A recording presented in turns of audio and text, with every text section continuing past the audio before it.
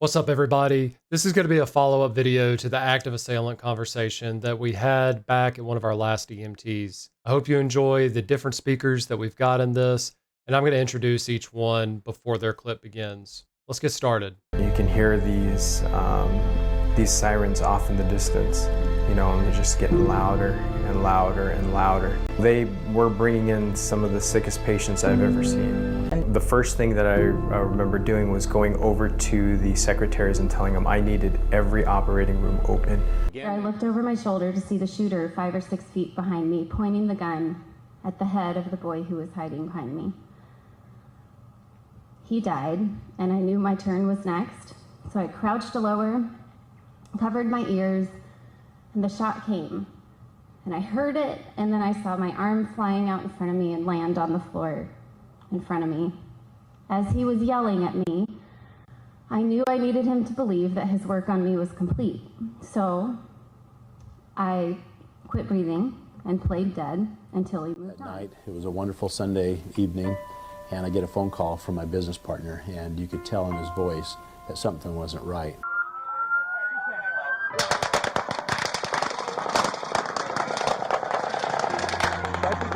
I'm scared to death. There's a lot of personal responsibility that goes into being the owner. Or even if you're just their boss, you feel like you put people in harm's way when something like that's happening. We felt really ready because we have practiced this over and over and over again. All right, Kelly, thank you for coming and helping us with this active shooter follow-up. Will you please tell us who you are, what you do? Yep, my name is Kelly Zimmerman, and I am a senior shift supervisor at Guilford Metro on one of our night shift teams. Awesome. How long have you been doing that? A little over 12 years now. Yep. Cool. And I know that you have some connections to the fire department. Could you tell us what that is? I do. My husband is a battalion chief, Michael Zimmerman, in fire and life safety, and my mom is retired Deputy Chief Deanne Staley. That's great. So, like I said earlier, the point of this is we're going to be following up with a lot of questions that we've had from our past EMT Con Ed for the active assailant stuff and how Guilford Metro 911 falls into that. So kind of one of our first questions is, what type of training do your telecommunicators receive concerning these types of events? In the past, we've actually done some pretty large scale training on in our in-service. And so we would have a whole team come in, and we set up in our backup center, and we had volunteers who were downstairs in EMS base 3 beside of station 52. They had some portables and some cell phones, and we basically did a mock scenario, had everybody assigned channels that we would be dispatching, got information coming in. And so we actually did a full scale practice run through it. We've also do monthly trainings, kind of like reading training corners that come out through our training division. So occasionally we've got some pieces in there. Also, every time there's any updates to the programs we use, which is EPD, Emergency Police Dispatch, we go through any updates and do some Q&A, making sure that we're all up to date. Sure, that's awesome. Can you kind of explain to everyone, just sort of in a nutshell, what EPD, EFD, EMD, all those kind of are?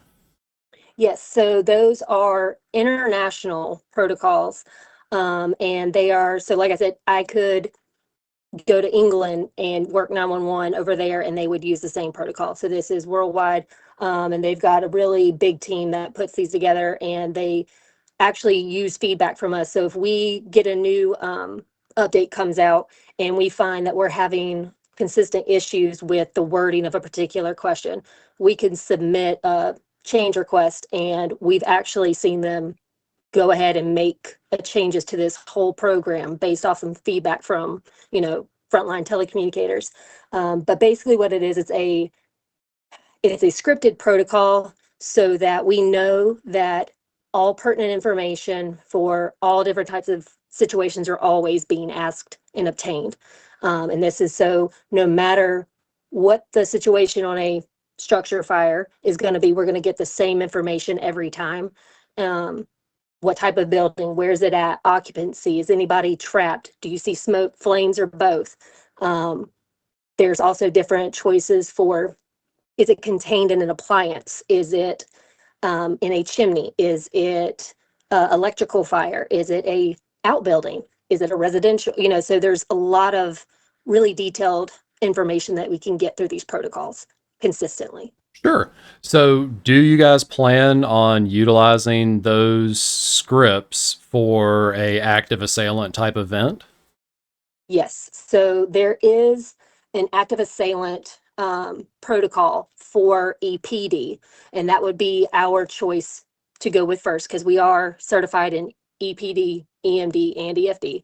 And so depending on the type of event, because we're consolidated, that would determine which protocol we're going to use. Since this would be a safety first type of incident, we would use EPD and make sure we're getting the information for law first, because they're going to be the ones that are going to be going in. And it also gets all the safety and suspects information. Sure. So, with that, I guess the one question is since you're doing EPD first, is that going to do that like fast track dispatching for the fire department? Yes, I actually have our card set right here. And so we call case entry is basically the first set of questions we ask for whatever protocol. So for EPD, this is how it would actually run is we've got somebody on the line. What's the address of your emergency? So we know where they're going. What's the phone number you're calling from if we're able to get it, but we will skip that if we need to. What's your name? Tell me exactly what happened. An active assailant or active shooter is one of the first choices. It's an echo level response. So it gets fast tracked immediately from there, and we can immediately go into some are you safe? I've got help on the way, and determine, are they free to talk, or do we need to give them instructions on how to stay safe? Sure. So, with that being said, and it is such a process, will law enforcement be getting more of that information before we do? Or is it going to be a simultaneous type of deal? I've not seen this one in action, but my guess is if it's an active assailant, it's going to auto spawn EMS and fire Sure. From the get-go. If it doesn't, knowing our teams, they're going to spawn it anyway. Right. So there'll be information coming in as we get it.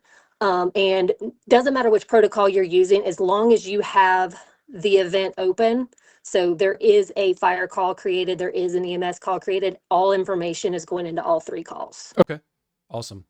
And then I do know that a lot of the firefighters are concerned with the question that actually involves patients, and the things that are really relevant to us is very far down that list. And with the rules and the strictness that you'll have to go off of that, what are your plans for just getting that relevant information that we need as emergency medical providers?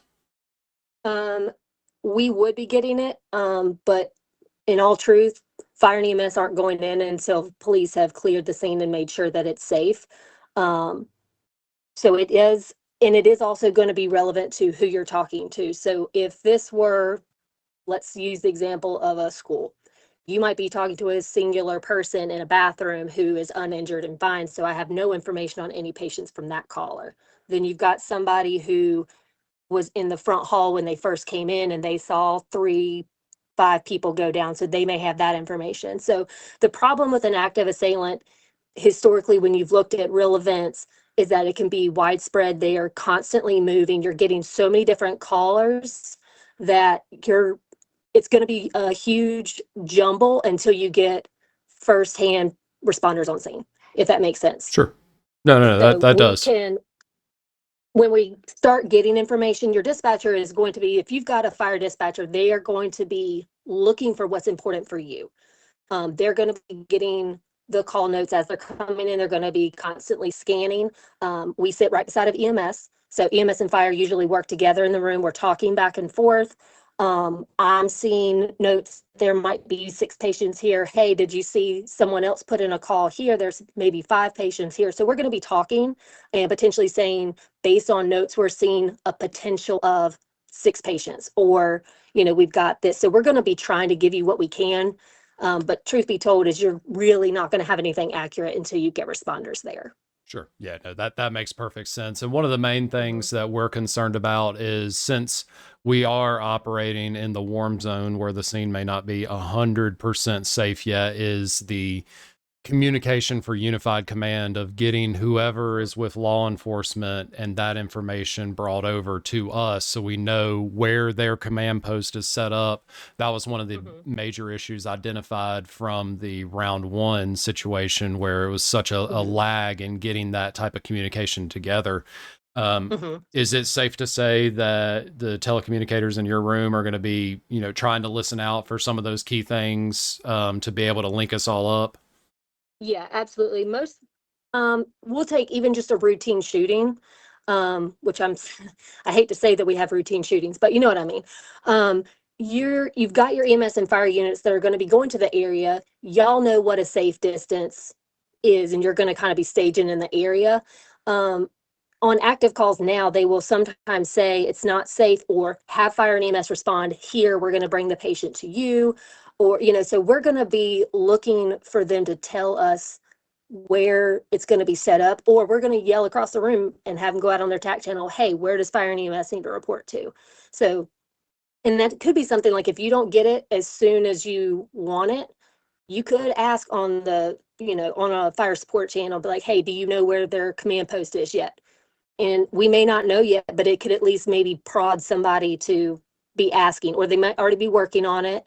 But it's no harm to ask, but hopefully that's going to be something that's already being worked on and we can point you all in the right direction. Yeah, no, absolutely. That's great to know. But understanding that everybody is definitely busy, what's going to happen whenever the 911 center is just completely overwhelmed with calls and radio traffic? Probably we're going to request keeping radio traffic to essential traffic only. If you can add notes to the call, if you can send messages, if you can talk amongst yourselves, that's always going to be great. Because knowing that we are doing both. So I don't know if you've been at our 911 center, but if you're on a phone call, you've got that in your ear, and then any radio traffic is coming out in loudspeakers. So you've got 11 plus radio channels constantly going. Everybody's on the phone. Everybody's radio traffic's playing out. So looking to streamline radio traffic, keeping it on your TAC channel unless it's pertinent to us. And then if we're getting inundated with phone calls as well, we do already have emergency rollovers. So it's first going to go to like High Point Communications, and they have C2C capability, so they can actually input calls into CAD and send it over to us if they know that our phones are too crowded and they're not going to be able to transfer them. Right. If it gets even worse and it were to roll to a center that doesn't have that capability, we also have DCI, and they can send us information through DCI. So there's a lot of failover things already in place for the 911 center. Sure. There just might be a delay in actually being able to recognize that information. Yes, there could be, but they're not going to go unanswered. It just might be a little delayed. Absolutely. So how many people is basically your minimum staffing per shift? So minimum staffing during the day is 16. Minimum staffing on night shift during the week is 14. On the weekends, it's 15. Okay. So somewhere between 14 and 16 people, depending on what time of day it is. Season. Okay. Yep. All right. So kind of one of my last questions is, I know you talked about streamlining communications and things like that, but from a telecommunicator's perspective to mitigate the event as a whole, what are some things that Greensboro Fire can do to directly support you during one of these events? I think also keeping radio traffic to a minimum. Think how we operate in condition yellow, condition orange, and you really reduce your radio traffic if you have units on events that are unrelated to this major event. Put your timestamps in there yourself. We know we can do MCT clear yourself if you're able. Just trying to keep radio traffic to a minimum so that we're not missing anything that's pertinent. If you are gonna need some channels, especially for this high, you could potentially need a bunch of different channels. Go ahead and ask for a chunk of them. So like we've got the Alpha Bravo Charlie. ask for Charlie 1 through 6, and we can go ahead and block all those channels off. And no matter how many teams y'all need to break up into, you've got all the channels you need to communicate. And then during storms, we have some chiefs that come up and help dispatch. So making sure that if it's something that can wait, or they can put their name on, say, hold that because our resources are lower, they could do that. So that, depending on the situation and how long it's going to last and occupy y'all's units, that might be something as well. If it's going to be a large scale and take up a lot of your units, it might be worth going into basically like similar to a storm plan situation and having someone up here to assist with holding events or deciding, yes, that needs to be sent, making sure that all of relocations are given easily so we can get those done.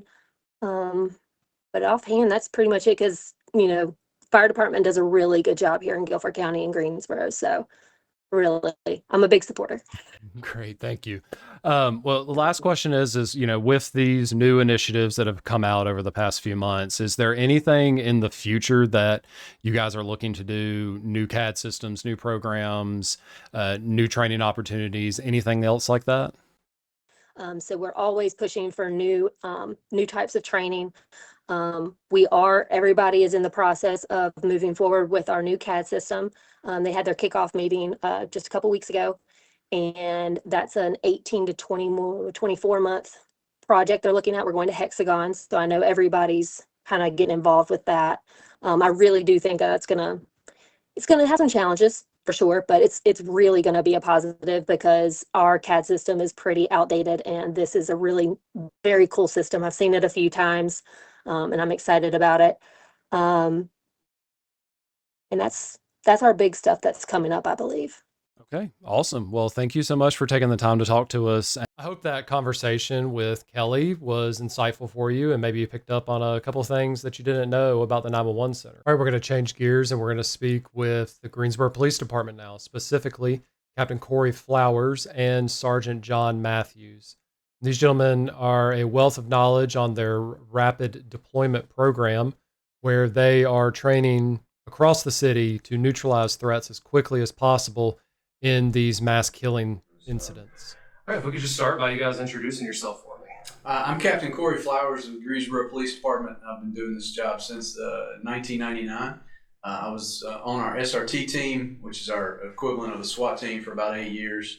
I ran our street crimes unit, and I do a lot of the active shooter training for the agency.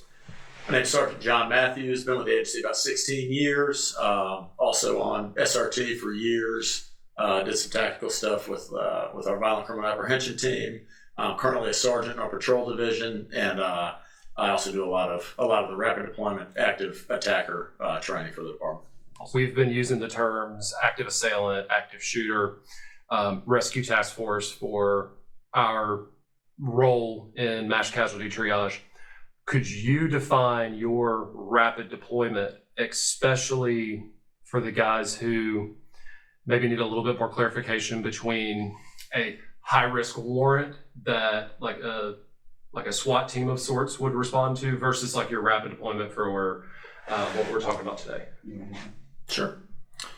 So rapid deployment is a term. It's the lesson plan that we use is called rapid deployment, where when we're teaching our guys in in-service and teaching our academy. And what we tell the guys is, break down those two words. It just means go now. Go now. Like when we use that term, it's almost specifically and strictly for an active assailant, active attacker situation. It's not for high-risk warrants. It's not for suicidal subjects or barricaded subjects. It's not for your average SWAT call out or something like that. It's somebody is killing people now. We need to go. So along the same lines of the term direct threat. Sure. Okay. Yeah. All right.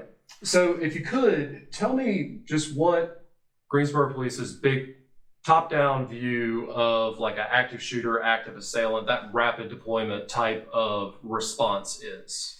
Yeah, and we've, it's morphed and evolved over the years. This topic started getting a lot of press after Columbine. Not to say at all that was the first active shooter, active assailant situation, but it's the first one that we all watched in real time live on TV. And so it, in a lot of ways, changed our tactics. So effectively, from sea to shining sea, all major, police departments are going to have the same overall view. And like John was saying, it's effectively just no pause, no wait, very little, mustering time, but just going to the problem now. Because, it's going to sound a bit morbid, but all of this is a math equation, effectively. Seconds, minutes equals lives, and that's not something that at this stage in the game we're willing to sacrifice. So when we realize, like at Virginia Tech, for instance, that 33 adults were killed by one untrained, small-statured individual in 9 minutes, seconds truly do cost. So we've gone over the years from aggressive to hyper-aggressive at this point. We've always talked about in the early stages 4-person police sale going into the problem, which means you would muster for 20 seconds, 60 precious seconds before you go in, to now what we're pushing hard is a solo response. Like the first officer there, it could be your first day on duty. And if you're there, you're it. And you're going to go now, because, the quicker that we can intervene into that dynamic, we can save lives and at least buy time for more of our friends to get there and complete solving the problem. And because of that, I would add, this is a highly stressful situation. The tactics are incredibly simple, right? And so if the first guy gets there, like, your tactics are to be super aggressive and super fast to go find the guy. Well, as you team up with 2 or 3 guys who are arriving on scene, the tactics remain simple, but you can team up with those guys to go address the problem. I watched the body cam footage from, I can't remember which city it was in Tennessee, but the religious school shooting in Tennessee. Yeah. Yes, sir. And that speed and aggression was immediately noticed. Yep. And I commend those dudes. They did some heroic stuff that day, because you could see the blurs in the camera as they were running past, and they just stayed focused on the target and running to the sounds of gunshots, and they neutralized that threat so fast. Yeah. Could you elaborate a little bit more on that mindset? Yeah, so again, the mindset is this. These folks, these assailants, we'll call them, these killers, these murderers, they've got, their fantasy is high body count, and they don't care about escape. So they'll premeditate and plan these assaults.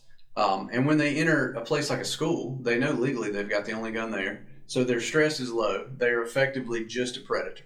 And so they stalk the halls with, almost, merciless, just calm, honestly, just shooting folks that they know will be unarmed.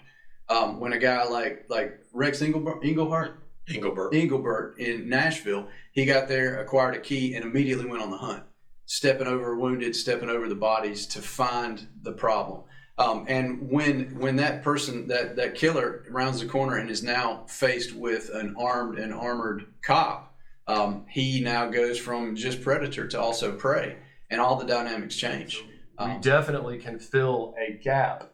And from that, fire department is, everything that we do is centered around incident command. We go all the way back to Hurricane Katrina, 9/11, all these lessons learned. What we don't have as much knowledge about is how, in these rapid deployment settings, how you guys are establishing incident command, because the fire department needs actionable intelligence for us to be able to know where is a warm zone, where is a cold zone, where is a hot zone. Yes, we understand that there are deceased, but if we look at trends and 2-3xing numbers for wounded, how do we get to them as fast as possible? Yeah. So when we talk about incident command, the way I see these dynamics play out, and again, we've had some active shooter situations in the city. Mercifully, none of them have had high casualties, and that's only because of, a lot of times, just good luck, God, or just not a full decision cycle by these bad guys. But honestly, like, if you think about the way I see it, the first few minutes is a police issue. After the first few minutes, when the threat is neutralized, that becomes, I would say, a heavily GFD issue, because now we go from stop the killing, which is our priority, to stop the dying, which you guys, that's where you heavily aid in. our folks go in there carrying a tourniquet and some Band-Aids and a breathing mask. I mean, that's the extent. And while that's helpful, just the medical know-how, as well as honestly something that we don't talk about a lot, but firefighters are experts at breaching things. You give a police officer a Halligan tool, they just hit stuff with it. Like, well, that's how I know to use it. You may jam it in somewhere, but I've seen firefighters use a Halligan tool like an artist, and it's fun to watch. And so the advanced techniques that y'all have in that stop the dying phase, and then after that's done, it becomes, in my estimation, a police phase again, because it becomes a big crime scene, which for days after it becomes a crime scene. So that it continually evolves. But what we're not great at historically in the police, you say industry, is developing somebody in command immediately, because our folks are so focused on just inserting into the problem. And so what we coach heavily based on ICS particularly is somebody calling that I'm in command and this is where the command posts are. Those two big ones are, well, we have failed on that a lot in the past, but we're getting really good at it at this phase. Say somebody getting on scene and saying, I have the stick, I'm in command. Further, this is the rally point. This is the command post, danger close. And beyond that, in that first few minutes, that's effectively all that we're going to be able to have time to do. Once we get to the threat's been neutralized, the bad guy's either in custody or dead, then it becomes a stop the dying phase, which I see a pretty makes sense, like a sensical morph between GFD and GPD at even a danger close command post there, where you guys effectively take over for patching up casualty collection points and moving forward from there. Yeah, you're exactly right. And I think that it all comes down to team dynamics. We have acronyms that we use to lead our the setup into responses, and even while we're operating. We start to have anything that you guys use for that? Yeah, we train our guys just for standard radio traffic, but especially in a high stress situation, LCAN, and it's location, conditions, actions, needs, and you can advise it quickly over the radio, and it gets the information quickly to people who need it, right? And so our first guy on scene in an active attacker situation, active assailant situation, if he has an idea of where a bad guy is, right, he can advise that over the radio, and ultimately that first guy is his command right on the scene, right when he gets there. So he advises location, he advises conditions. I see multiple casualties in the front lobby, and I move toward the south end of the building where folks say they are, right? What actions is he taking? He's moving, and what needs does he have? Right. And so his needs are probably more officers to that sound, and as that becomes a war zone, right, that LCAN radio traffic becomes, well, what needs do we have in this, what is now a war zone, right? The hot zone is the south end of the building, maybe. The warm zone is that lobby area where maybe if we have him contained and isolated or neutralized, we can get a rescue task force in that lobby to start creating a casualty collection point and getting people triaged and treated. Absolutely. I'm sure that all of our firefighters are listening, their ears perked up whenever you said OCAM, because we have our CAN reports. And I think finding those similarities and really leveraging those is going to help our interoperability, especially on these incidents that are very low frequency. And from that, as those LK reports come in and more law enforcement presence comes in, our thought processes along warm zone static security and clearing for IED placements and things like that. Is that whenever that thought process starts happening as the response starts getting bigger? Yeah, and we start, we tell when you get young officers, young recruits or cadets, and we drive them into these training scenarios, for instance, and, give them a little bit of stress to see how they operate. You see a lot of times, like, younger officers just move too fast. Like, when we say get there, yeah, we want to get there. We teach our officers to move at the rate that you can process. So, if you're literally sprinting, then your brain can't take in even what's going on. When you see more seasoned officers, particularly like, tactical officers or SWAT officers, a lot of times they look like they're moving slowly, but they're moving as fast as the human brain can process what's going on and make decisions. And so we're talking about a hasty insertion, picking up, I know that there's several casualties near this looks like a defendable classroom. Well, in my mind, I'm already thinking maybe that will become a casualty collection point. Well, now I'm upstairs. How does that change the environment? And so we teach folks to move quickly and to assess, but not too quickly where you can't take it all in. Because you can't relay, that I'm on the west end of the whole campus. Like that's an important piece of information. But if you're not taking it in, then you're in there running willy-nilly. So there's a fine line there. There's a dichotomy or something. We were kind of given the direction of training all in GFD now 7 or 8 years ago, maybe it's that long, on inserting into the problems. And we stood before the classrooms and firefighters and telling them, or I guess offering them the opportunity of putting on a bullet resistant vest and a bright reflective vest and no weapon, and trusting us that we're going to take care of it again. Like and we were seeing veteran firefighters looking at us like, what are you talking about? And so kind of building that trust, but also, having that buy-in. Like we respect that great. I remember teaching this class and I said, guys, we're asking firefighters, if you decided for this, we did. They decided for this, to put on a bullet resistant vest and no weapon and go into there trusting these folks that they don't work with. That's a tall order. But it's so noble, and we talk about it a lot. We teach this around the country. We say, for instance, our firefighters have been trained and tapped with inserting into these warm zones into the middle of a working, moving, and rolling T. And a lot of people look at, they're like, y'all are doing it? Yeah, we're doing that. That's pretty, and so we brag on GFD a lot in that, because it is a very tall order, what we're asked to do. But I think through continuing training, good conversations, that trust will really be solidified. Yeah, and the cool thing that makes that, I would say, that makes that equation work is that, in all of our dissimilarities, the similarities typically speak between professional firefighting and professional cops is that we all believe that there are things worse than dying, and we say it all the time. And so when we speak to a room of firefighters and we say, this is tall order, however, you live with your decision or your indecision, and we all approach it the same. Like there are things worse. Like, dying is bad for everybody. Like we get that for your loved ones particularly, but there are things worse, which derelict your duty, not doing something when you have an opportunity to, not being able to change dynamics, not choosing not to change dynamics. That is, in our estimation, worse than dying. There was like a very, very common saying or quip when I first got here in 2008, really for the first several years. I think it sort of phased out, but it's, the most important thing is going on the gate. It's like, it is important. I've got a family, you've got a family, we all want to go home, but on the day this happens, the most important thing is the mission, right? It's accomplishing the task. Talking outside of the box, I know if you look at previous events, from your mindset, your experience, tell me about these out-of-the-box things that we could be asked to either provide or help y'all do. Yeah, I think, you touched on medical, and obviously tourniquets and CCP, casualty collection point triage is going to be huge.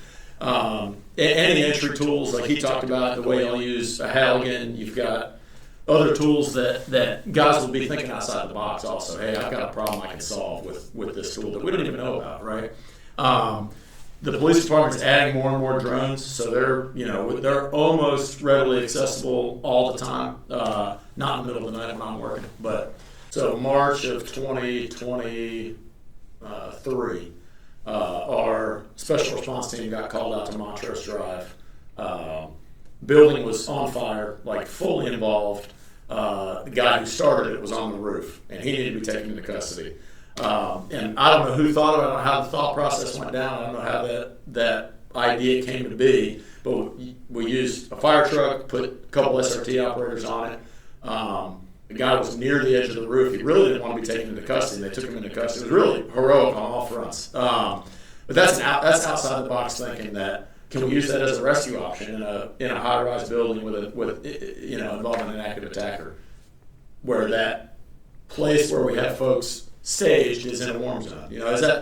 Is that some outside the box thinking that we can put it in practice in the future? I mean, it's going to be a lot of it's going to be on the spot thinking, with you guys thinking about tools that you have that we don't even know about. Yeah, and we talk about it a lot now. That we've talked for years about, one of the greatest like singular key points of like school security, for instance, is one point of entry and exit that for a school. The problem now that we're running into is with modern schools, we're making them, they're so defendable, they're hard for good guys to get into too. And so we tell cops outside of the box ideas like, driving your car through the front but in reverse so you don't activate your airbag and blow your nose off. But again, firefighters breaching that building, breaching it with fire trucks, breaching it with, water, breaching, not big windows, but you can use water as an assaultive element. Using the fire trucks to provide a safe evacuation location behind the fire truck, as opposed to, we always think about secondary devices, so you don't want to evacuate a school, for instance, to the bus lot, because that's where everybody knows is the evacuation point where an IED can be placed. So creating but again, like John was saying, some of it's on the fly thinking, but some of it is allowing us these conversations now to think about these things while there's calm, because it's hard to come up with innovative ideas in the middle of chaos. But we talk about these ideas now, like nobody's ever thought about. A few people have thought about being, using water as an assaultive tool. Big ideas like that we won't come up with in the middle of 180 beats per minute, but we can come up with now. And I just think they're interesting conversations. Do you gentlemen have any final thoughts for us? Captain Flowers touched on it early. Our mantra, it's not only a mantra, it's the mission, right? On this active attack, or on this worst day, it's two priorities in this order: stop the killing, stop the dying. Well, our task is training our entire department with stop the killing, right? Immediately, like get there, stop the killing, turn the hunter into the hunted, and stop the killing. And secondarily, after that, right, our second priority is to stop the dying. Right, and that's where you guys really come into play. And I think what's important to talk about is this day is going to be unbelievably scary, right? It's going to be terrifying. And so we talk about, in our academy, we're training the academy in about a month and a half. We talk about, listen, you guys are 20 to 25 years old, and we are asking you to run into a building where a guy's got an AR-15 and he's slaughtering people. That is scary. You might only have a pistol, right? But we're asking you to do it, because the only failure, literally the only failure in this endeavor is doing nothing. That's it. That's the only failure that can possibly exist. And so where you guys fit into that is just having the proper mindset. When we say there's a warm zone, and it's somewhat, a little bit more safe for you guys to go in and start triaging folks and using your equipment to do what you do, then trust us and let's go stop the dying, right? Yeah, and kind of, I can't improve on that at all. The only thing I would add that we've already talked about is, when you get to this decision point, you get to this moment, right? This is we are never going to be judged on this situation based on our best performance, but we'll definitely be judged by everybody based on our worst performance. So. We tell these kids in the academy, and we would implore your folks the same thing.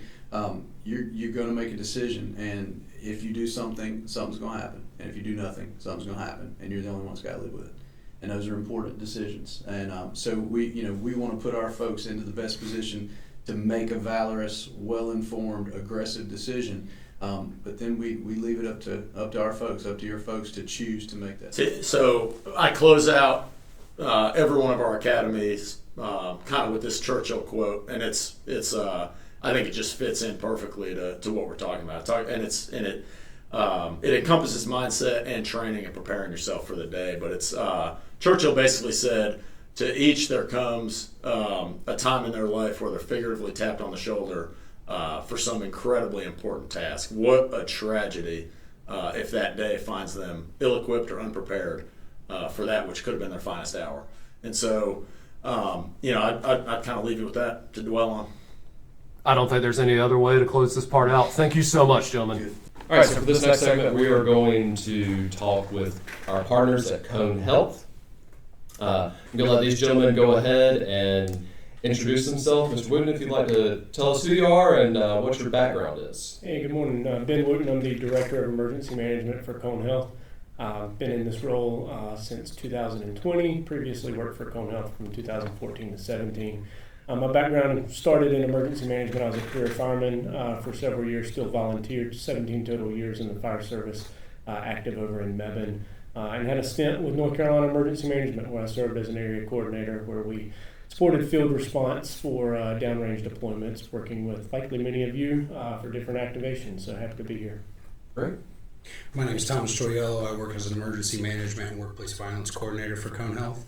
I have 10 years in healthcare security and emergency management. I started off as a volunteer firefighter with Midway in Lexington, Davidson County.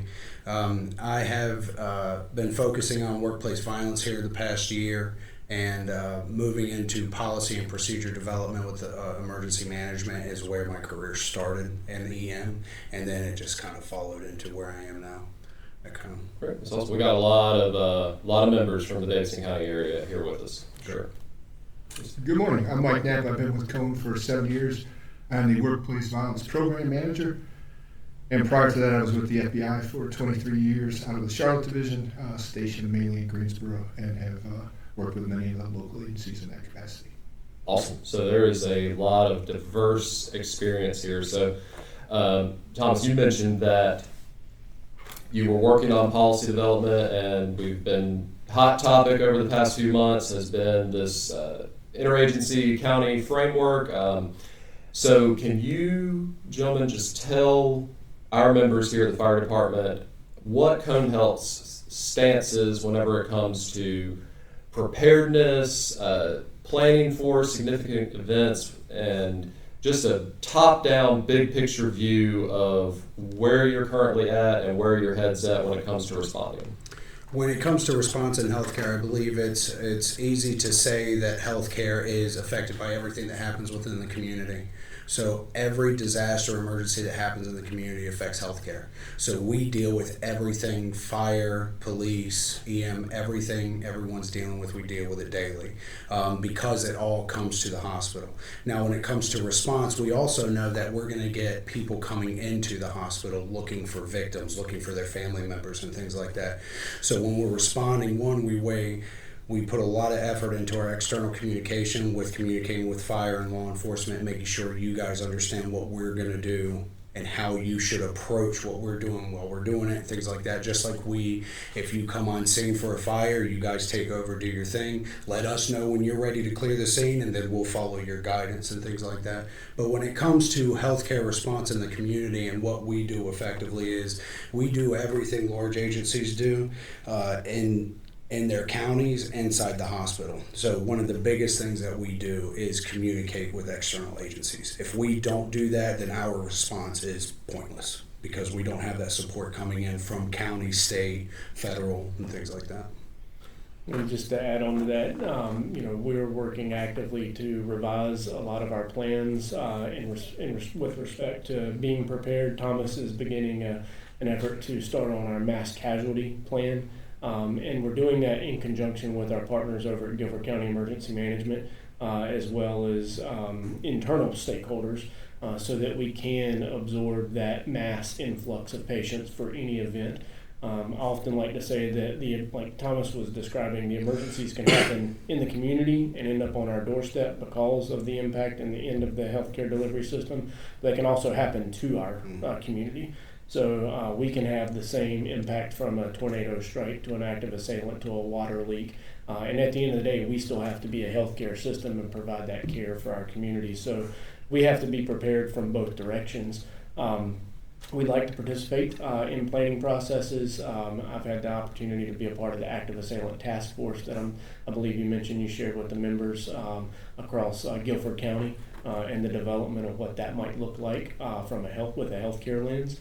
And then we're also trying to focus on how we can be better prepared as a agency or as a organization with our own internal responses and growing our abilities to have training for our frontline staff, for active assailant, for med sled evacuation, and then expand that out on a larger scale to eventually involve our community partners in that training. Okay, so we'll break this discussion up into two different parts. So I'd like to start with we're bringing a mass influx of patients into your system. And then once we work our way through that, we will switch back to now something is happening at one of your inpatient facilities. So currently we are in the process of revamping and developing our mass casualty incident policy. Getting several different internal, external stakeholders together, trying to have this direct conversation, what you're talking about specifically. So right now, in-house, the capabilities that we have are, if we had a mad influx of patients and we had to handle it, we would handle it. The best practice for mass casualty patients is 5. So if you get 5 patients from one incident, that's a best practice for mass casualty. Now, we have our Annex B, our HCC and Emergency Operations Center Annex. It's the activation types, type 1, type 4. Type 1 mass casualty incident is 7 patients to 15 patients, and then it goes to there. So at a type 4 to full out where we have everything activated, it's going to be around 75 patients or more, depending on the situation. So what I'm trying to develop, we're trying to develop through emergency management and security, is we're trying to get everyone in the same room to make sure we have this process developed properly. This is where, Ben, I'm going to need you to pick up and kind of give some head this way. So I think part of our planning process for this is we can handle mass casualty incidents right now. I don't want that to be misunderstood. We can handle the influx. Our trauma team, our surgeons do a great job. We just recently participated in the PTI Guardian Angel exercise where we received 25 patients across our health system here in Guilford County, and they were varying types of wounded from ambulatory up to trauma, and we received some that were DOA when they got to the hospital. So being able to handle that influx is something that we can do. Now, will it look pretty and feel good? No, it never will. You know, the best plan written is only worth the paper that is written on it at the end of the day, and you have to be able to respond. For us, though, what we intend to do is be able to have a plan that says, you know, to your point earlier, we have to clean out the everyday life in some way and still continue to treat those, but how do we do that and receive these patients? And those are the conversations that we're having with our trauma team, with our ED nursing directors, so that we can maybe evacuate a pod of the ED and that be just the MCI plan. We mentioned it earlier, communication is key. We have great community relations with Guilford County Emergency Management, City of Greensboro, Guilford Metro 911. We are on their public safety 800 megahertz system, so we hear the radio traffic. Typically, if there is an inkling that there could be a mass casualty event, the Guilford County Emergency Management team will call us. They'll call our own call number. We'll know. We'll start making notifications. Now, word will start getting out in the community really quick, and typically someone on an EMS truck is going to call the charge nurse in the ED, which would be our first call, along with the administrative coordinator or the house supervisor. And so getting that first initial notification so that we can plan up and be staff, start pulling people in if we need to, or at least try to understand what's occurring, is our initial go-to. From there, it's liaising with on-scene operations, either through a requested response to be able to help triage and push patients to the appropriate destinations, or it's working with them virtually. Conversation with Guilford EMS to add us to their active 911 system coming out of the mass casualty drill at PTI. And then also we learned some valuable lessons about how to transport ambulatory patients. You mentioned cars just showing up. That's a major concern. You can look at a recent occurrence a couple years ago over at Mount Tabor High School. There was one shooting victim that was transported to Baptist. And Baptist was overwhelmed by parents and friends and family, just with an influx of cars, thinking that there was more than one victim, and then they had a event within the event to contend with, and then redirect to the family reunification center to the high school and that sort of thing. So when we talk about our planning, yes, there are very much internal plans that we have to be able to receive the patients. There's also the whole community approach to emergency management to response, and that's where the partnerships is critical. And the notification, the alert piece is huge by the fact that when we are notified of incoming patients, if something did happen at a high school and we were notified, look, you have several patients coming in, When the charge nurse hears that, they make a few notifications first. They're going to call trauma, they're going to call the blood bank, they're going to call lab, they're going to call all of these people, they're going to call linens to make sure that these things are set in place for these additional patients. Then they're going to communicate with CareLink, our internal ambulance agency, and they're going to see if we need to transfer any patients out that are good to go to be transferred out. And of course, we have AnyPen and we have elements that we could transfer to. So if something did affect Moses Cone like that, and we did have to hurry up that response, that's something that we have internally that not a lot of healthcare systems have, is an internal ambulance agency that we can utilize to transfer internally. The other piece is that we are working on some strategic initiatives that are in the approval process to where we hope to have better communications through a centralized emergency communication center for the health system that's been presented. It's yet to be approved. There's a lot of good vibes around that, and that we want that to occur. It's rather costly. We're going to be doing it, consider it like an emergency, basically a 911 center for the health system. We'll have a direct link to all the 5 counties that we serve, their PSAPs. All the response agencies will monitor all our fire alarm systems, security cameras, weapons detections, things like that. And so that that center can be that source of coordination when you start to have these events, from your everyday fire response to your mass casualty event. Having that, right now it's our team, and that's really challenging because our iPhone contact list has to be really up to date, and sometimes we don't have all the latest numbers for people, and I mean, that's just life and it happens. And so we're working towards that, and I hope to be moving that forward soon. That would, communication and decision making are the 2 biggest reasons why incidents fail, and they both rely on each other, so having something like that would be, amazing to have that. Absolutely. And Thomas mentioned our EOC activation, our Hospital Incident Command Center and our Emergency Operations Center, which is a system event. That activation matrix is brand new for us. It was about a year and a half ago. And with anything that's new, it takes time to train people to what that looks like. With leadership changes and whatnot, it also takes time to train the right people to that. So our staff, we're working towards a goal of, from the manager level and above, having some form of incident command system training. We call it hospital incident command system training. It's the same structure and framework as ICS. It just adds in the hospital elements. And we're standardizing, we're working to standardize what our hospital command centers look like, so that you go from place to place, the equipment's the same, the structure's the same, the abilities are the same, and then it can link back to where our new Emergency Operations Center, which is just across the street here from the training facility, that we can activate at a system level should there be multiple campuses impacted. And then you gotta add in the virtual elements. That's all, the physical space is all well and good, but everybody's virtual now in most cases, and so how do we incorporate that through Microsoft Teams and other platforms? So the initial training for the hospital incident management team is the 1, 2, 7, and 800 for ICS. You add in the 3 and 400, you got somebody that can come and do something, right? So right now I'm in the process of trying to get that figured out for the system, because it's a huge undertaking, training and exercising that kind of component, right? So we have a great framework for it. We're going to start putting it out. But just to touch on that for a minute, but coming back to the incident that you discussed, right? I want to make sure that it's understood that we're talking about a high school, maybe active assailant situation here, but what if it's a decon? We have the gas farm right up the street from here.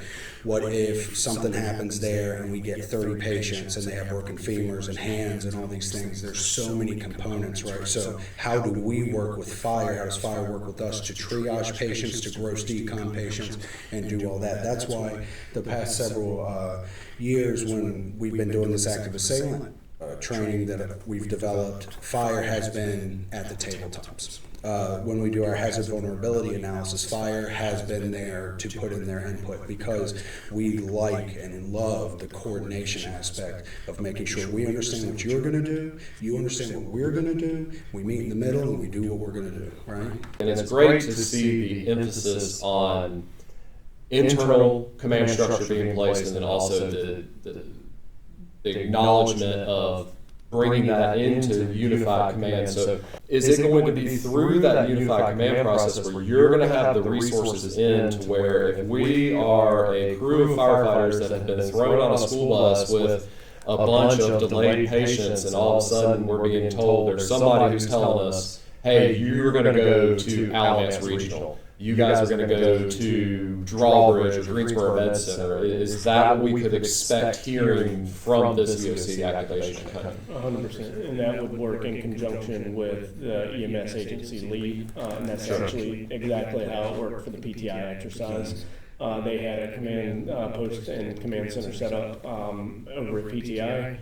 They knew they had 25 patients once the front mount EMS agencies or EMS trucks were able to triage and figure out how many they had at each. They relayed that back. Command called our team, and then we were like, okay, yep, this is what you got. And they used regular destination protocols for the most part, which work in these cases, but it also is helpful to know so that we can prep our teams internally.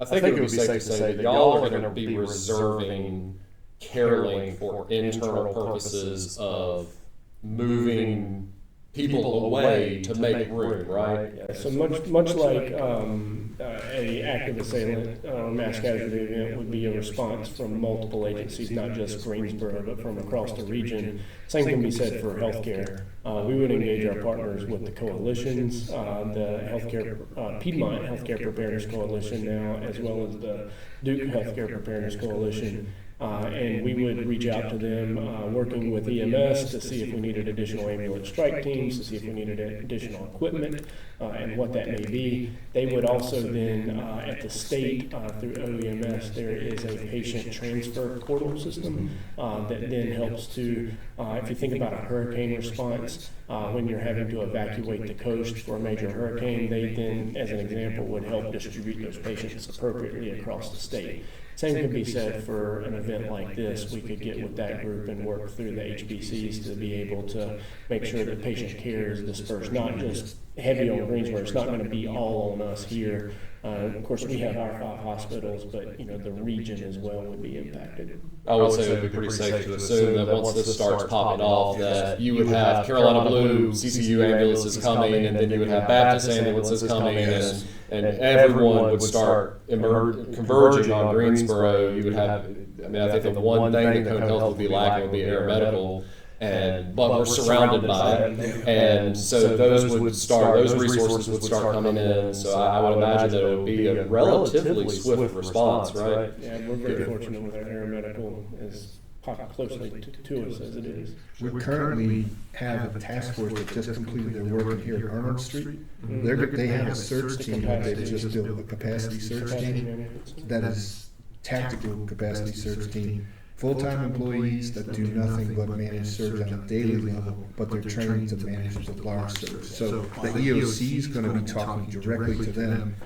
It'll come through the EOC, but there's a team that explicitly. So they're our central capacity center for daily operations. So like we have 10 people in the lobby at Moses, but we can't get them. Average wait time is 12 hours. Because there's people upstairs. So throughput is a healthcare thing, right? You get it from intake to discharge. So coming in, realizing you need to be admitted, and then you go home from after your hospital stay, whether that's in the ED or on the inpatient unit. This center is tasked with managing that on a daily basis because COVID taught us that we have some issues. And now, but system-wide, we did it individually. Wesley would manage their load. So now all the facilities are speaking with each other. And so that training is going to be incredibly important. Yes. And once they've got that daily piece, I've been involved in some of those conversations, but once they get the daily piece together, they're almost active. Then we're going to start talking about, we have started talking about what happens when you reach an emergent surge component. That'll tie in just from a virus, whatever, food breakout on a cruise ship. We're activating for some reason because of a surge of patients, whatever influx that is. How then do we activate? How does that coordinate with our emergency operations center? Not something brand new for us. It's a system-wide. They will be able to tell you the minute that mass casualty goes off, the EOC will talk to that group, and they'll know exactly how many beds are where, exactly how many can be moved, and they will be the brain behind the EOC telling you guys where to take. They're going to drive. We lost power at elementary on May 4th, and when I say lost power, we had zero power on the patient tower. Dark. ICU working off battery for the ventilators is a bad day. In that moment, I needed to know how many patients we had in that building. And short of me going to a spreadsheet that had been created 3 hours earlier, I didn't know if anybody had gone home or people had come in the ED or what have you, because I'm planning in that initial moment for, I got to evacuate this facility. It's the same concept for bringing people in. You need to know from the minute, you can just make a phone call and get that accurate right now information. Are there any qualifiers or anything that Cone Health has planned on, worked with EMS or other EM departments about having physicians come to the scene? We don't have a physician response team like you see on Grey's Anatomy or any other medical shows where they go out and they're helping to cut a car and spike an IV all at the same time while y'all are doing your work. But I think that's something that could be discussed in particular in certain instances for incident on-scene response if it's a long-term. But right now, we don't have that I'm currently aware of. We do have it to the hospital. To the hospital. If it's on scene at the hospital, okay. Yes, sir. Yes, sir. Yeah, but not in the community. Not in the community. Yeah. But I am a proponent of requesting, and it's okay if you don't receive. Sure. Right, because something could change in the next couple of months, so I don't want people to think, just request, and if you can't get it, you can't get it. Is there anything else that you'd like us to know? From my perspective, I think it's understand that our plans are in place. We have training. We are working to improve. And so working together from a whole community standpoint to help us improve those is going to be critical for citizens of the Triad, right? And it goes beyond, I think, the city of Greensboro. For us, we're a 5-county health system and working in these plans that we develop, while largely it's going to be centered around Guilford County.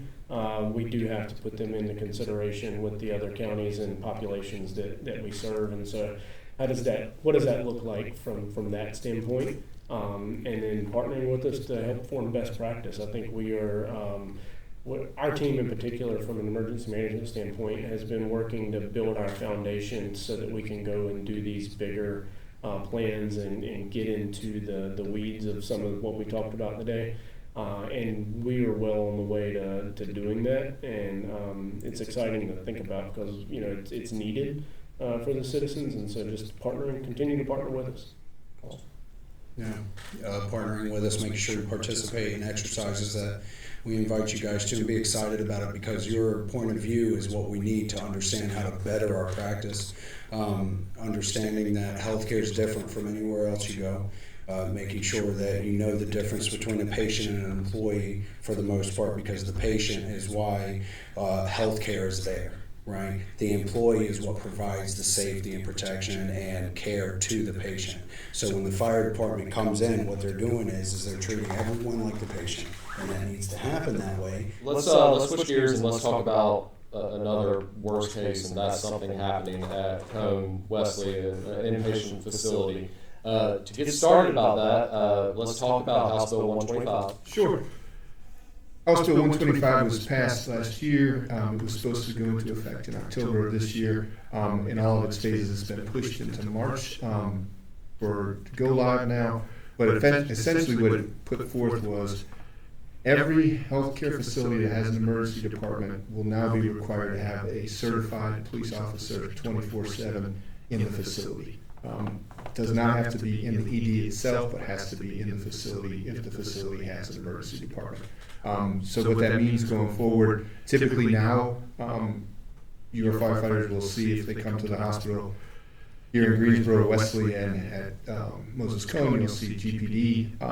There will be times currently when an officer off duty can't fill a shift, and there won't be any officer at the facility. From when March forward, you will have an officer 24/7 at each of our facilities. For whatever reason, maybe that initial line of defense is either delayed or there is some sort of failure in the system for whatever reason. How does that play during these events, and what can the fire department expect as we start making our way through these buildings? Well, I'm going to pass that to Thomas and the EM department, and with the idea that we conduct on a regular basis with all of our departments active shooter training. We train run, hide, fight, and when we go into these departments, to include the trauma departments, to include the EDs, and we discuss scenarios that would occur on campus, that is it almost becomes the entirety of the training. Is if I'm a surgeon, if I'm a nurse, if I'm somebody who's actively engaged in giving emergency care or just regular care, what is my responsibility? What do I need to do? And that is, it takes over every training that we do. That's the reality question.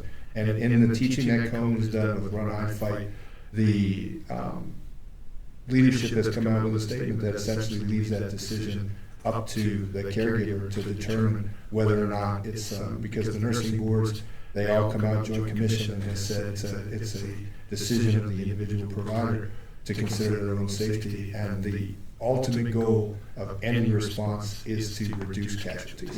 And so as long as that decision is made with the ultimate goal of reducing casualties, if that provider has to leave because of the imminency of a shooter in the actual ED trauma room, it's their decision ultimately, but JCO and our system endorse them making that whatever decision reduces casualties, and if that means leaving, they'll leave. So it's a complex question, and one that we train on all the time. Thomas, do you want to add what you discover when you do these trainings?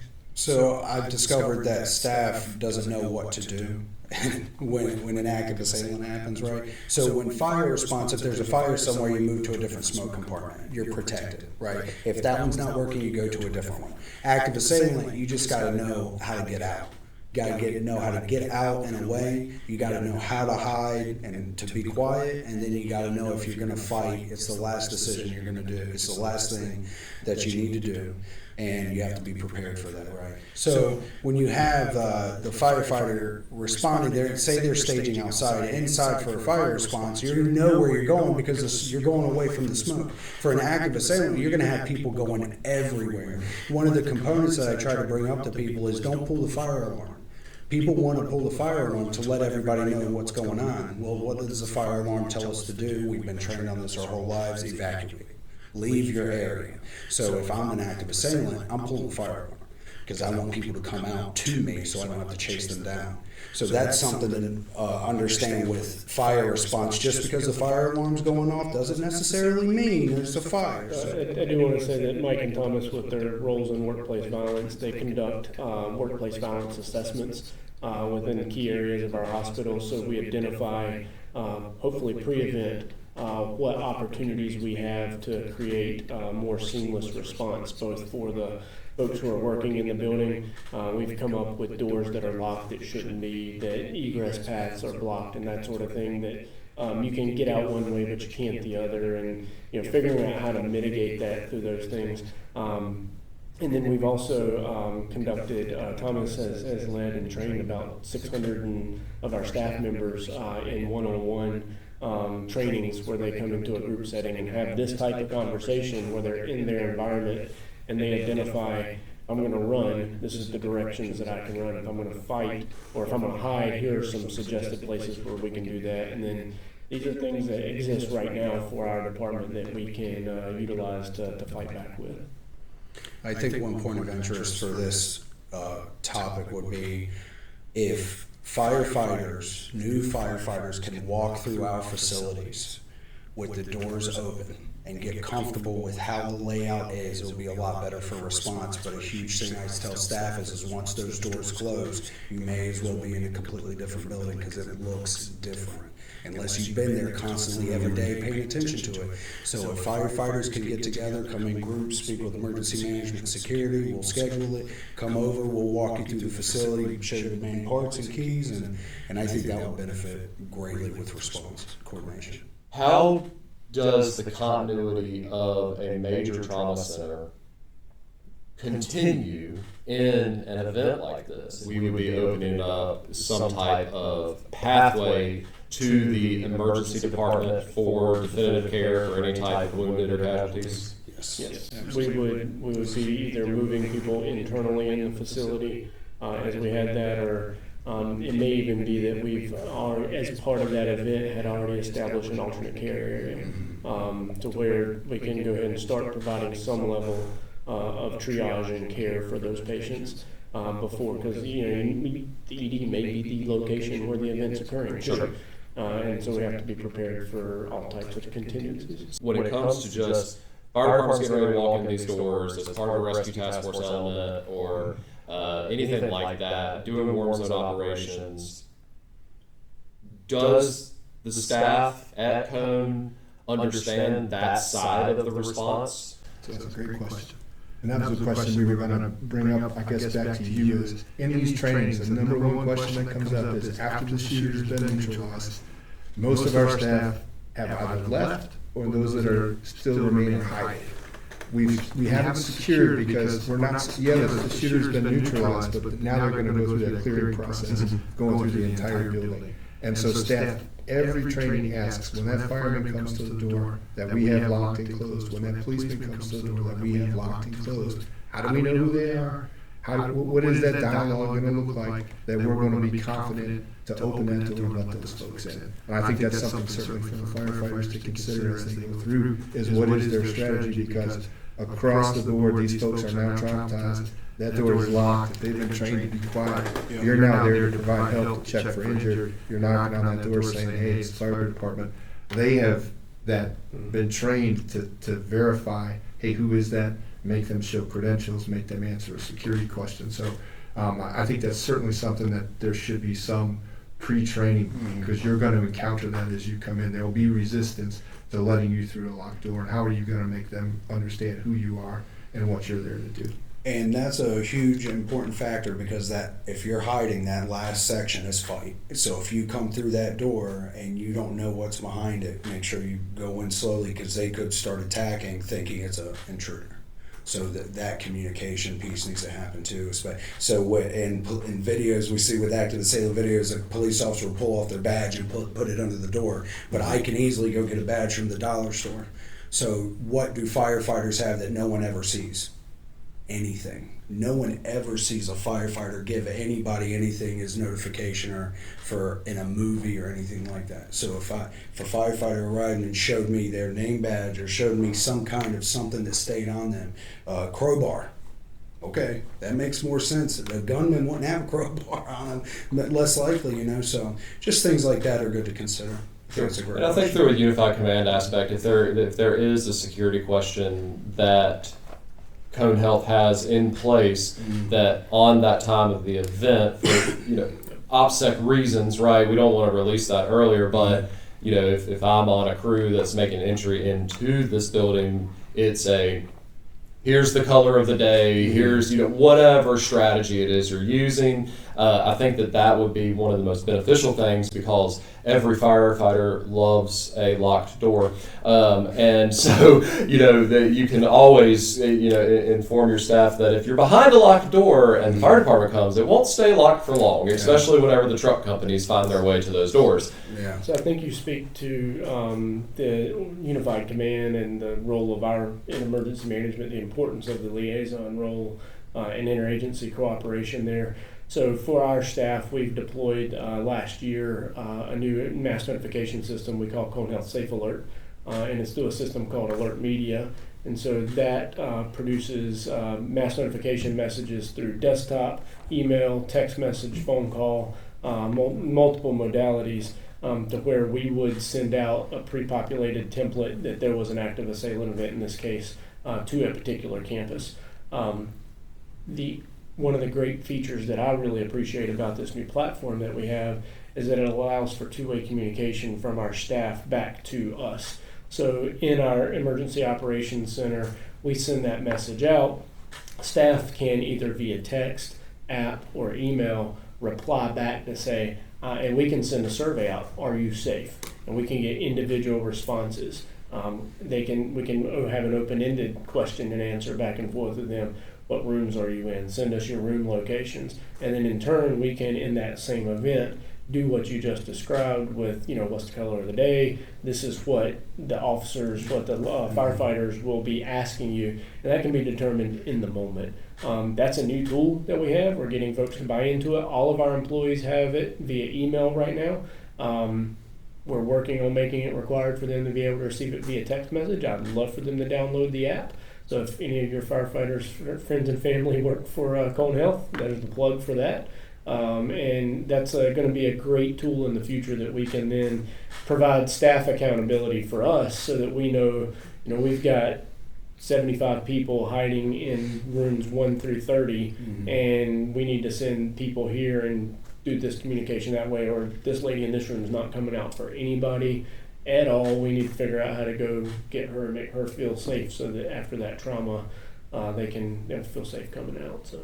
I think another addition to that, although we're working on that component right now, most leaders in each department have all of their staff members in a text message group, in a group me, in a Teams messaging group, an email group, But those phone communications where you have your phone on you, if I'm stuck in a room and I message my leader, if they're out communicating with the command center, will know. So right now, if something happens, we have that aspect, because all the places I've been in the system, I have not met one place that don't have all of their staff on at least one group messaging. Sure. Yeah. If you're getting raw data from 1,000 people, are you able to relatively rapidly translate that? In a moment's notice. So we tested the system in the statewide tornado drill in March, and we sent out mass notifications and a survey for people to show participation, and it was instantaneous. You could sit there on our dashboard and watch the responses individually come in, and then reply to them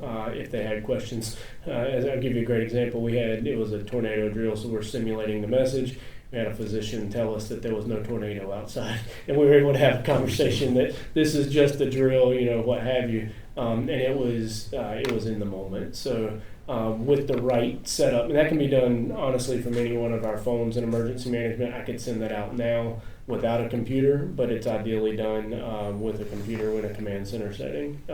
So if we had a liaison and a tactical command post for the event, and we needed to do that type of communication, one, we're going to have our go bags with us, and we're going to be working with you hand in hand. But if we for some reason didn't, we'd be able to do that, mobilely.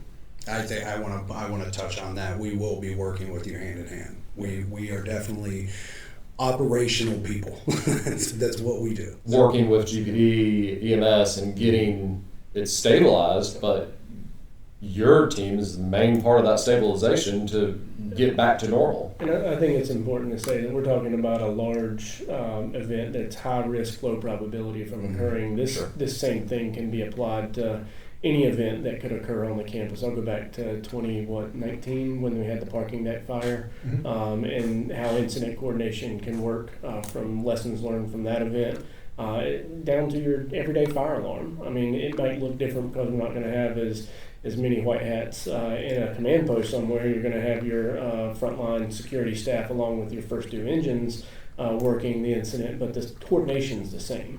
And our goal is to try to make that across all our facilities and all of our campuses, not just Greensboro, look and feel the same, so that staff feel supported, so that those engine companies, those first responders coming to support us feel that they have the resources they need. Because, we may get you in on a site plan, you may have the pre-planned map in your car, but you get in the facility, it's not always familiar to everybody. So being able to have that relationship, on the blue sky day, to come and walk around, understand what it looks like, know that, pulling ceilings isn't always the best fit inside a healthcare facility. If we can avoid that and have those conversations ahead of time, those sorts of things are what we're wanting to try to achieve. Thank you all for your time. All right, everybody, we're here with Doctor, Chief, Deputy, and Paramedic Mike Klumpner today. And if you could introduce yourself to the members and let us know kind of what your background is. Sure. So I'm just Mike. I work full-time as a battalion chief with Charlotte Fire Department. I'm in East Charlotte, which is a very busy part of the city. It's a great place to work. been in the fire service now for 32 years. I've been a firefighter paramedic for 29 years. I've been a cop for 14 years. I'm with Richland County Sheriff's Department in Columbia, South Carolina. And I have a passion for studying active assailant events. I've been studying these events since 2005. I got my PhD in Homeland Security Policy in 2015, did all my dissertation research on integrated active shooter response. So I've spent a lot of time studying these events. I've had the opportunity, unfortunate pleasure, whatever you want to call it. I was the deputy incident commander at the 2019 UNCC active shooter event, and then I was the first arriving Charlotte Fire Unit and the initial incident commander during the rescue operations during the 2024 U.S. Marshals shooting that we just had in Charlotte with 8 officers shot and 4 officers killed. So I say all that to always tell everyone that I'm not an expert in these events. These events are each one. If you've seen one, you've seen one, and each event is uniquely different. So that's my background. I'm just a researcher and a practitioner, and trying to learn how we can improve our response.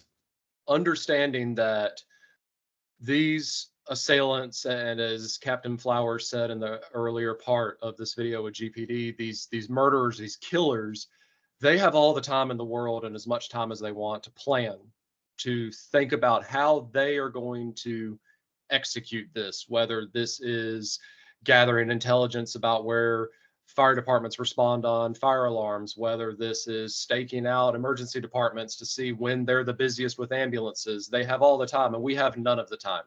We have a couple minutes to respond and start making decisions. Can you tell us how Charlotte, and I guess Charlotte Mecklenburg as a whole, how you guys have responded to these, and then overall, what are the kind of framework that y'all have built? Sure. So exactly like what you said, the time is out before we even get dispatched. And I always remind everybody that second only to the perpetrator, time is our biggest threat. Time is our biggest enemy. And we know that on the law enforcement side. That's why we have to get very quickly to engage the suspect. The statistics are very clear. Once an active shooter or active assailant begins their rampage, there is a death or serious injury every 15 seconds until really one of 5 things happens. The shooter runs out of ammo and stops. The shooter gets tired of killing and just stops. The shooter flees the scene. The shooter commits suicide, or the shooter is engaged by on-duty law enforcement, off-duty law enforcement, an armed citizen or an unarmed citizen. So we know that there is a stopwatch of death that's occurring. And conversely, we also know with these major trauma patients, their odds, their mortality rate is increasing 2 to 4% every single minute. And there's only 2 things that can help these gunshot patients. That's whole blood, massive transfusion protocol. It's also called damage control resuscitation, or getting into a surgical suite. That's the only 2 things that can help someone who has sustained major trauma like we're seeing at these events. And so that's why we always express to everyone, time is so critical, and time is out before the tones ever go off and dispatch you to the call.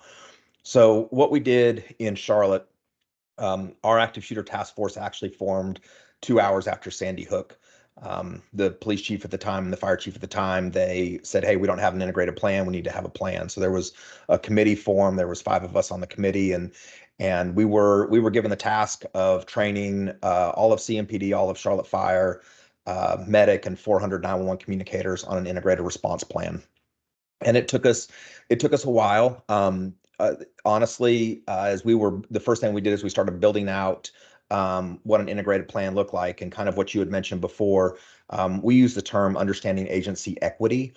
So what is the equity that police has? Well, they need to get in very quickly and neutralize the threat, put someone in custody, or take care of the issue, identify other threats, secure the area.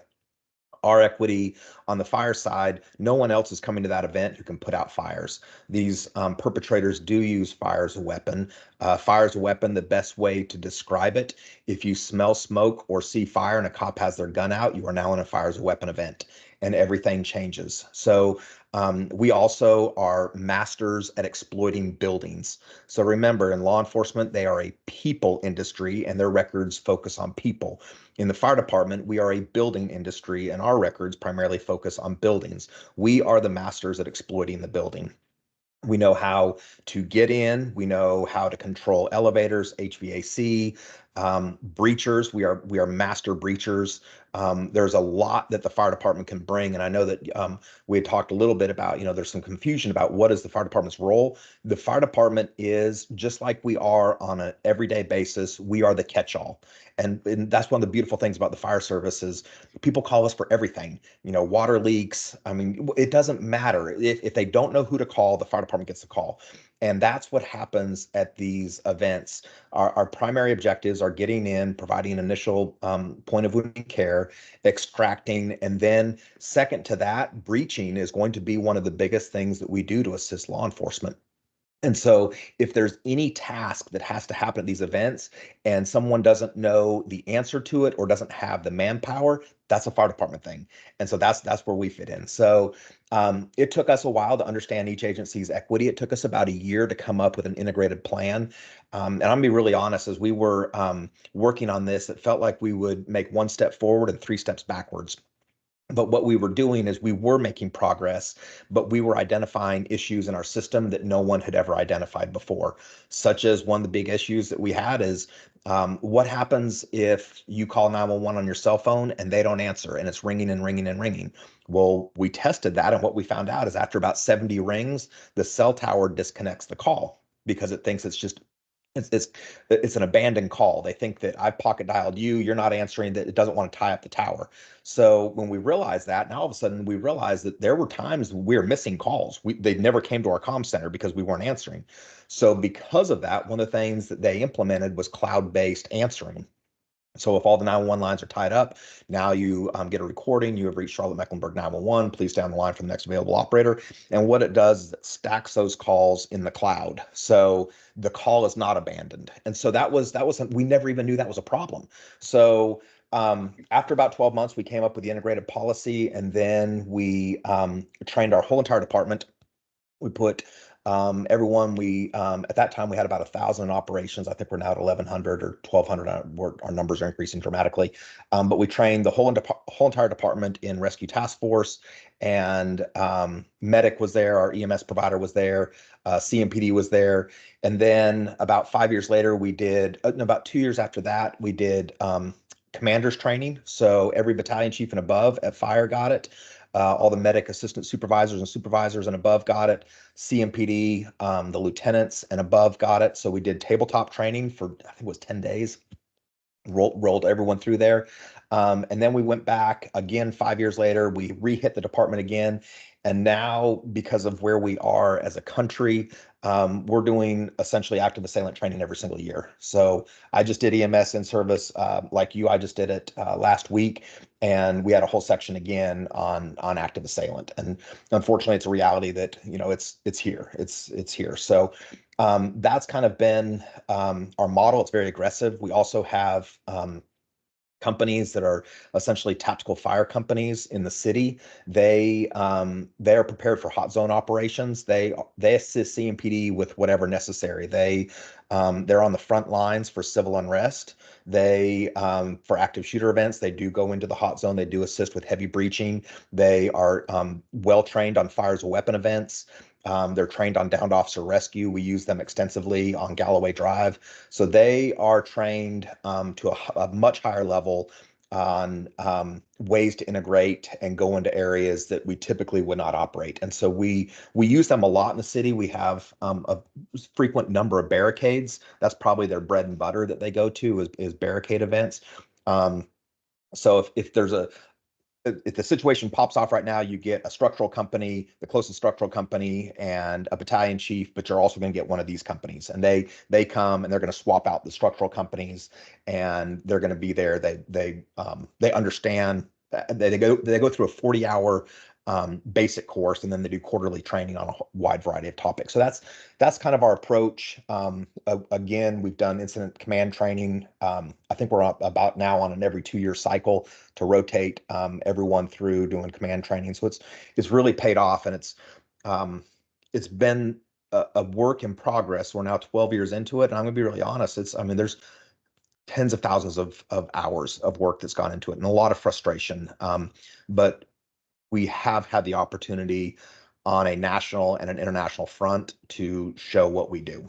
Charlotte noticed a service gap, if you will, where the fire service really needs to fit in, and instead of being standoffish towards that gap, you just jumped straight into it and created that confidence and that technician level skill for that gap to be able to assist public safety as a whole. You talk a lot about the different tools and the breaching and things like that. Can you talk about some of the testing with maybe like um, the windshields on the fire trucks and all these different things that Charlotte has done, and some of those findings that I think are really interesting?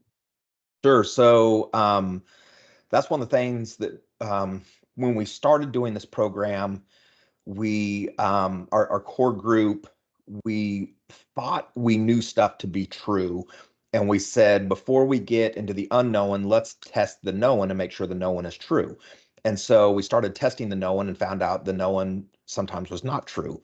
So questions, like one of the things that we did is there's a wide variety of different tactical fire suppression um, uh, devices that are out there and products. And we tested just about every single one that was on the market. And what we ended up finding out was an ABC dry chem extinguisher was the best thing. Like it put out a ton of fire. So we went to the shiny objects and looked at them and ended up finding out that all that glitters is not gold. And that was one of the quick things that we started realizing. Then we would just ask questions, and we're a group that we always say that we come up with more questions than we have answers. But a question would come up. If someone's firing a 223 carbine at a fire truck, at what distance will the round penetrate the windshield? Now, I'm not talking about a green tip or a red tip round, just a normal 223 carbine round. And what we found out in testing it was at 100 yards, the round isn't effectively puncturing the windshield. It may spall the windshield, it may get stuck in the windshield. And we wanted to know this for a variety of reasons. We wanted to know this for commercial vehicles, if SWAT has to assault commercial vehicles. But we also want to know it because we're a very aggressive department. In our policy, it says the first arriving fire companies, if at all possible, will ring the building nose to tail to provide a point of refuge, a temporary point of refuge and cover for fleeing occupants. And we also call it the last cover before contact for law enforcement.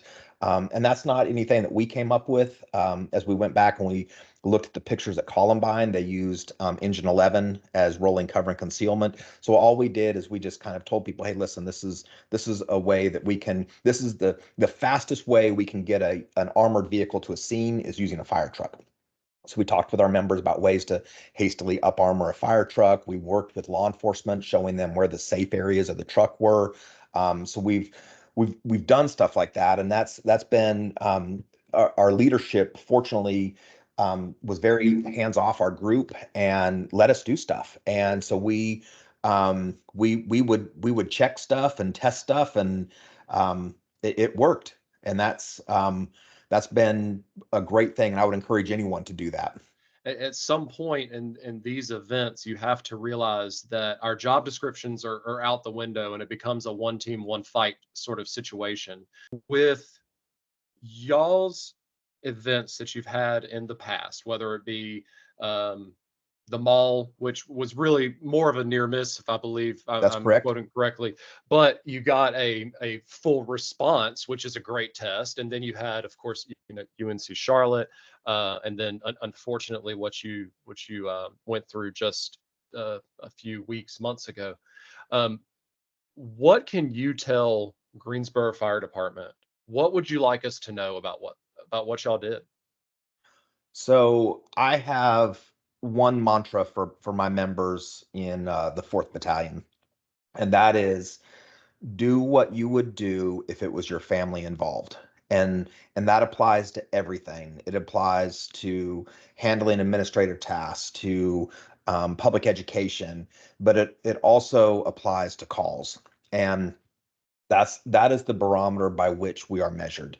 What would we do if that was our own family member? And so that is what I want every member to think about, because that is somebody's family member. It is. And that is, we saw that on Galloway Drive when we knew going to the call that there were at least 2 down police officers. That's our family. And when we got there, they continued to drop. And we had a 3rd officer down, we had a 4th officer down, a 5th officer, a 6th officer, a 7th officer, an 8th officer down. And we deployed into the scene under gunfire, and Engine 15 went in and performed absolutely heroically and conducted downed officer rescues. And what I would tell everyone is, what would you have done if that was your family member? Because that was somebody's family member. It absolutely was. And that's our family. And I would just always, every time I teach, I ask, if you're a chief and you're going to a call and it's a reported shooting at a school and you see these elementary kids fleeing from the school, what do you do? Oh, I'd tell my companies to stage until the police get there. Okay, well, that's your kid's elementary school. What would you do? Well, I'd go in. Well, that answer doesn't cut it. That doesn't work, because we don't have a protocol for rescuing the president of the United States life in a fire versus a protocol for a homeless person. That's the beauty about the fire service. It doesn't matter who you are, you always get maximal effort. And so I beg public safety, do what you would do if that was your family member who's in there, because at the end of the night, when you close your eyes, you're going to judge yourself, and eventually one day we're all going to be accountable for our actions. And that's what public safety is about. That's what it's about. And I talked to you the other day, and it was a really good talk, and it kind of opened my eyes on some stuff. And I never realized I've been a chief now for 7 years and a public safety for a long time. I never realized that there would come a day where I would have to give what I believe to be a terminal command, where I did not believe these members their odds of success of doing a downed officer rescue under heavy carbine fire, in my mind, was less than 20%, but it had to be done. It had to be done. And military commanders are taught that there will be times when you have to give a terminal command because it's part of a greater mission. And that's one of the things that we as public safety need to think about as we have evolving and emerging threats, that there may come a time in your public safety career where you have to give an order, and that that's the last order you're going to see. And I shared this with you, and I've shared this with others. The members who responded to Galloway had a look, and I just described it as grim determination on their face. And I've seen that look someplace else. And I saw that look on the 9/11 FDNY member who was climbing the stairwell. It's the same look, Harrison. It's the same look. The members who operated on 9/11 knew that that was very likely a terminal event, but the mission had to be accomplished. And it's the same exact look that I saw in our members.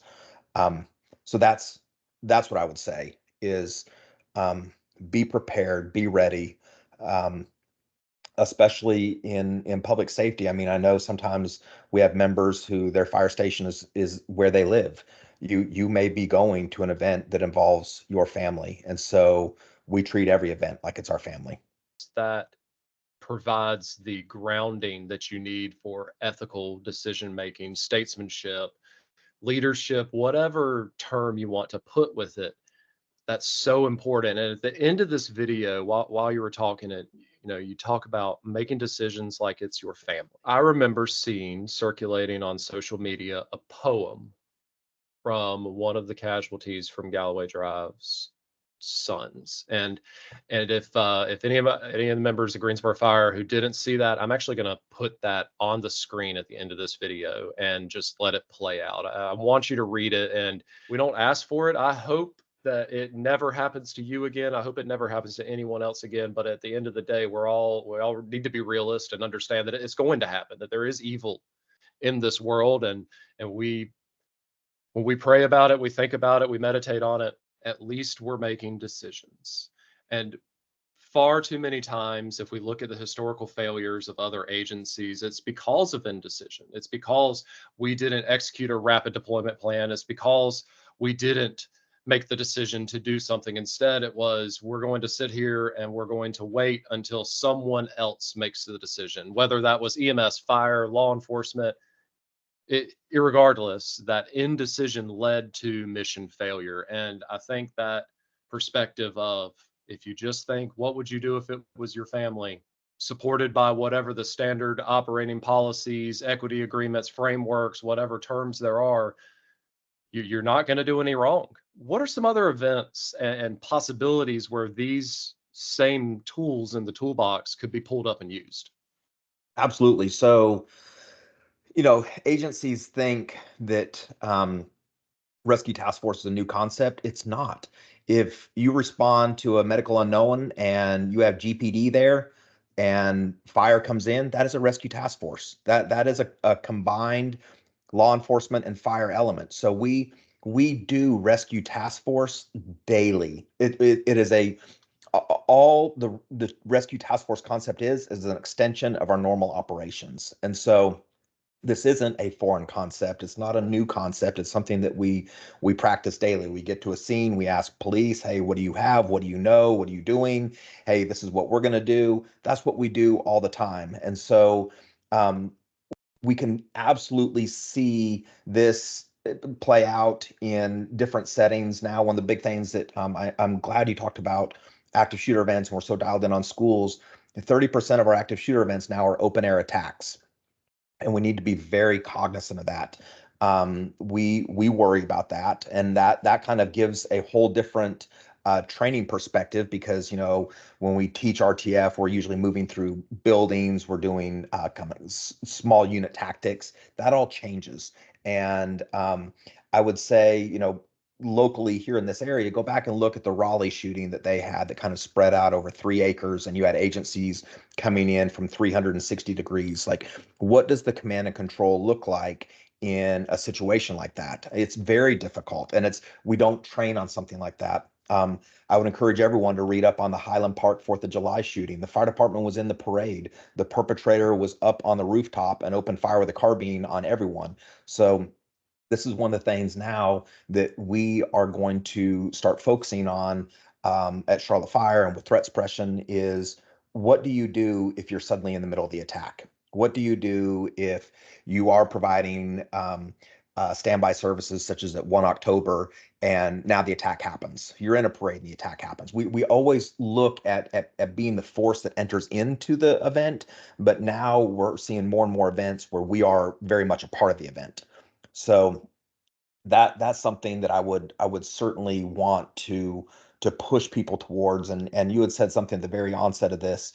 These perpetrators are planning these attacks, and the vast majority of cases that we see, they're spending weeks, months, sometimes years planning this. They have the complete advantage of planning. We have nothing with that. These perpetrators are usually very familiar with the area, whether it's a building, a school, an outdoor area. They have the advantage of knowledge and surprise, neither of which we usually have. So I would just really caution people. These events, they're not coming. They're here.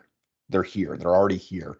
And we keep seeing over and over. I mean, it happens. And whether it's Carthage, North Carolina, with the deadliest nursing home attack and a single officer entered that. I mean, we have had sentinel events here in North Carolina. We don't have to look far. We don't have to look far to understand that these events are happening. It's not just Las Vegas. It's not just New York City. They're popping all around us. And you brought up I guess it being a surprise, how some initial shootings are dispatched as fire alarms.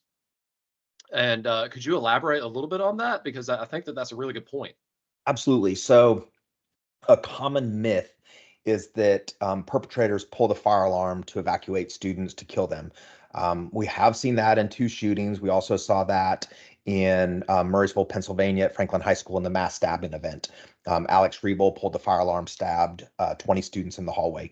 So we have seen that. However, those are outliers. What we have absolutely seen is fire alarm activations at these events. A lot of people thought that it was because the fire alarm was getting pulled to warn students, evacuate students. And what we have found, we've actually done research on this, it's coming from the gunpowder. So as the perpetrator's firing their weapon, pop, pop, pop, pop, one shotgun blast puts enough particulate in the air to activate smoke detectors. Pistol shots, 5, 6, 7 pistol shots, carbines, 4, 5. So that's where, when we go back in the last decade and look at shootings in commercial businesses, we're seeing about 1/3 of those are coming in as a fire alarm. So there's a law enforcement agency just north of us who went through this training, and they decided that Monday through Friday during the school year, if a fire alarm comes in at a school, they're dispatching a police officer. So just on the off chance, and we've all been to fire alarms at schools. That's we go. We're not expecting this at all, but understand that you may be walking into the middle of an attack that's going on.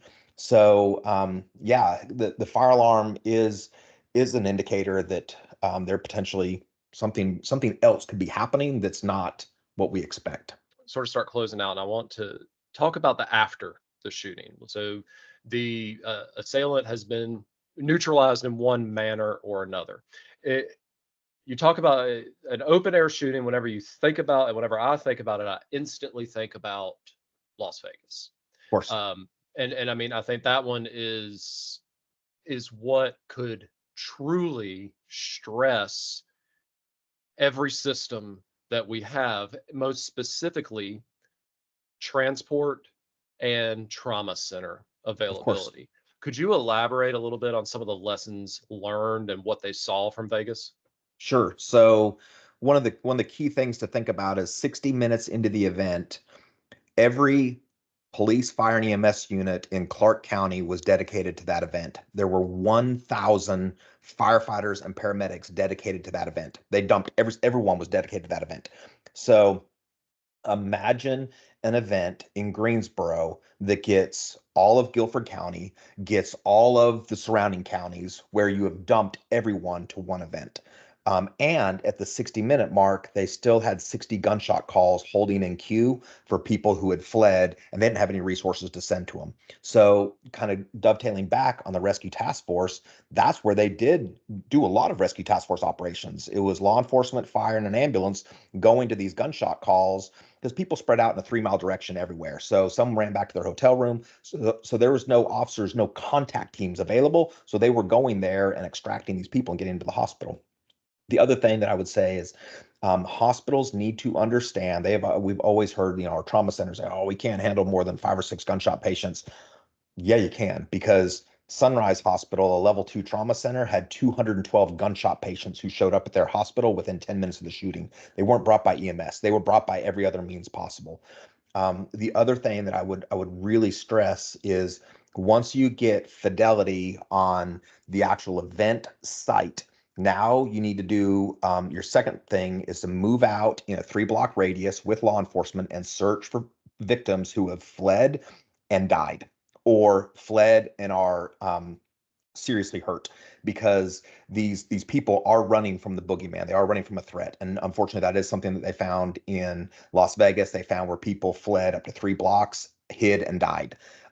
So once you have got fidelity on your event, you kind of do your 3-block hasty search with law enforcement. And now you need to understand your whole incident has picked up and moved to the hospitals. It's our responsibility to go and start supplementing and be a command presence at the hospital. That's one of the things that happened at Galloway. We had two very forward-thinking chiefs.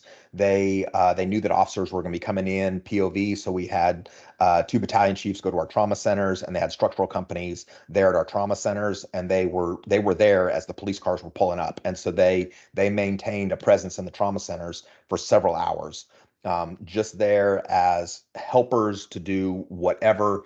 And so that's an important thing to understand is be ready to move as your event moves, because your event is going to move. Notifications across the region could be very important. So at 1 October, we had one guy drove 13 hours with a gunshot wound to get back home in Texas. So that was the furthest self-presenter. So we had people fan out and show up at hospitals in Arizona, New Mexico, California, and Texas. So that event quickly spread, and I had the opportunity at one of the conferences to hear about that guy's rationale, and he's like, man, I was shot in the leg and the hospitals were busy and I just wanted to go home. And he said, so I drove 13 hours home to Texas, and he presented to an emergency department. He's like, I'm shot. And they're like, where'd you get shot? He's like, Las Vegas. And they're like, what are you talking about? So yes, these events can very quickly spread out, especially like you talked about. The research shows if someone got to this event because they had the ability to drive, odds are they're going to self-extract the same way they got to the event. They're not waiting on EMS anymore. And the Department of Defense, they now have coined the term vehicles of opportunity. Don't wait for ambulances. If you're out of ambulances, use vehicles of opportunity, because again, like we talked about in the very onset of this, time is your second biggest threat, second only to the perpetrator itself. And we don't have the luxury of time. And so I love what you're saying. We've got to use out of the box thinking. These are asymmetric attacks, so we're going to win it using asymmetric counterattacks, and think outside the box, like cheat to win at all costs. Like this is the time that we want people to use everything to their advantage. Give me final thoughts to close this up for our members. Yeah, I hope and pray that this will never happen, but if people have some concerns about doing the training, fear is the result of a lack of training. And training is going to help you to quickly start making decisions, not based. I didn't have time at Galloway to make decisions based on intuitive thinking. It was gut decisions. It was, and fortunately, I am a cop. I've gone through a lot of downed officer training. The decisions, that the information was coming in so fast that you had to make critical decisions right now and go with it. But that was preceded by years of mental scrimmage and things. The things that were happening in the first 10 minutes, a lot of that was muscle memory. It was, I've been here before. We've been on the range, and we know we've done numerous downed officer rescues, and we knew as soon as we put suppressive or directive fire on the subject, we go do the rescue. I mean, I didn't have to think about any of that. And so that's what I would encourage people to think about. And I'll leave you with this. For law enforcement officers, we now call an active shooter event the Super Bowl of their career. That's what it's called. And so how much time do you think a team spends studying if they're going to play in the Super Bowl? And the analogy I leave you with is, you're not on offense in this, you are in defense. And there is 1 second left at the clock. The ball's on the 1 yard line, your back is to the end zone. And if they score, they win. And now, guess what? They just called an audible at the line. The crowd noise is so loud you can't hear anything. What training have you done for this Super Bowl? It is going to be the Super Bowl of your career. And so just think about that. And I'll leave you with this. After Galloway, when you look up at the scoreboard, there was no winning. That was a loss. That was a loss. And although that was a Super Bowl event, we drove home in silence. There was no Disney World. There was none of that. That was a Super Bowl event. And when you look at the scoreboard, it was a loss.